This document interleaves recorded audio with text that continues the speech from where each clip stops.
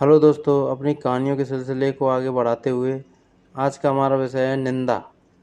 कि निंदा करना क्या है, इससे क्या होता है और हमें क्यों निंदा नहीं करनी चाहिए।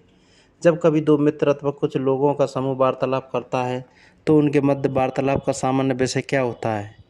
यदि यह प्रश्न किसी से भी पूछा जाए तो इसका उस सामान्य सा उस उत्तर होगा निंदा। जब भी दो व्यक्ति बातचीत करते हैं तो कुछ समय बाद वे किसी तीसरी व्यक्ति की निंदा करना प्रारंभ कर देते हैं। ऐसा करने से उन्हें आनंद की प्राप्ति होती है। इस निंदा रस का आनंद अतुलनीय है। यही कारण है कि वे व्यक्ति जो जो कि अपने जीवन में समयाभाव जिक्र करते नहीं थकते, वे भी इस निंदा रस के पान के समय यह भूल जाते हैं कि अपना कितना समय व्यर्थ कर चुके हैं। हम सभी जानते हैं कि परनिंदा अर्थात किसी दूसरे व्यक्ति की निंदा करना स्वयं में एक बुराई है, क्योंकि ऐसा करने से हमारी स्वयं की आत्मा मलिन होती है। ऐसा करके हम स्वयं का पतन करते हैं। परनिंदा का अवगुण हमें अपनों से दूर ही करता है, एक दूसरे के प्रति वैमनस्य उत्पन्न कर देता है। निंदा का भाव मुख्यतः ईर्ष्या द्वेष से प्रेरित है। जब कोई व्यक्ति अकर्मण्य होने के कारण स्वयं उन्नति नहीं कर पाता तो वह दूसरे की उन्नति देखकर उससे ईर्ष्या करने लगता है और उसकी निंदा करना प्रारंभ कर देता है, क्योंकि वे आत्महीनता के शिकार होते हैं। निंदा एक मानवीय कमजोरी है जिसमें व्यक्ति दूसरों के दोष ढूंढकर आनंद की प्राप्ति करता है, किंतु ऐसा करते समय वह यह भूल जाता है कि वह स्वयं भी दोष मुक्त नहीं है।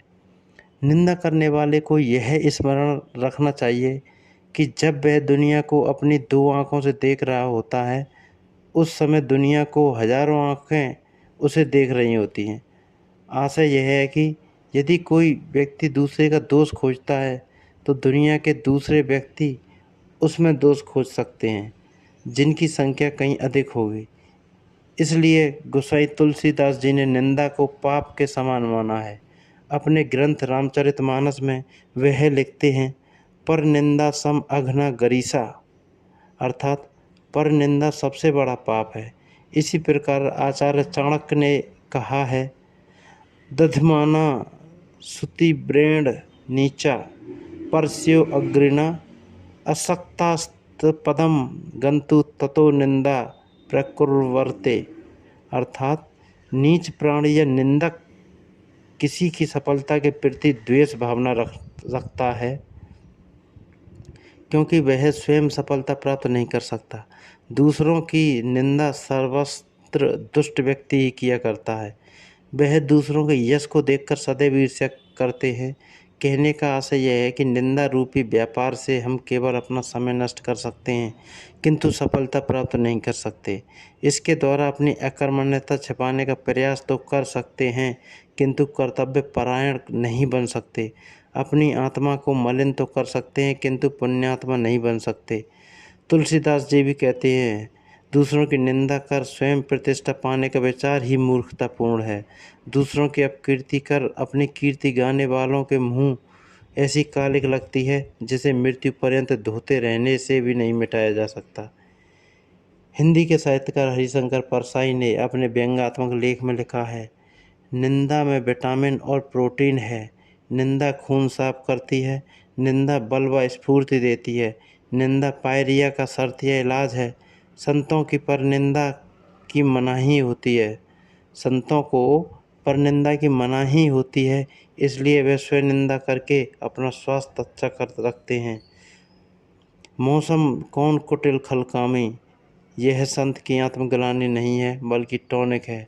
हम समझते हैं कि वह आत्म स्वीकृति कर रहा है, पर वास्तव में वह विटामिन और प्रोटीन का सेवन कर रहा है। हरिशंकर परसाई यह उद्धरण निश्चय ही विचारणीय है, क्योंकि दूसरों की निंदा करने से क्या लाभ जब हम निंदनीय अवगुणों से भरे पड़े हैं। क्यों ना हम स्वयं की निंदा करके खुद को परिमार्जित करें। अब्राहम लिंकन ने कहा भी था, मेरी सफलता का राज यह है कि मैं दूसरों की अनावश्यक नुक्ताचीनी करके उनका मन नहीं दुखाता। अस्तु निंदा निंदनीय कृत्य है, अतः हमें इससे दूर ही रहना चाहिए, क्योंकि कबीरदास जी कहते हैं, आपन को न सराइए पर निंदिए नहीं कोई, चढ़ना लंबा दोहरा ना जाने क्या हुई।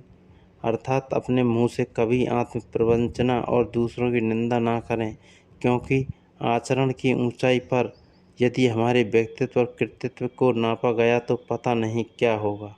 तो दोस्तों, इस प्रकार की कहानी आपको पसंद आई हो तो लाइक शेयर सब्सक्राइब करें।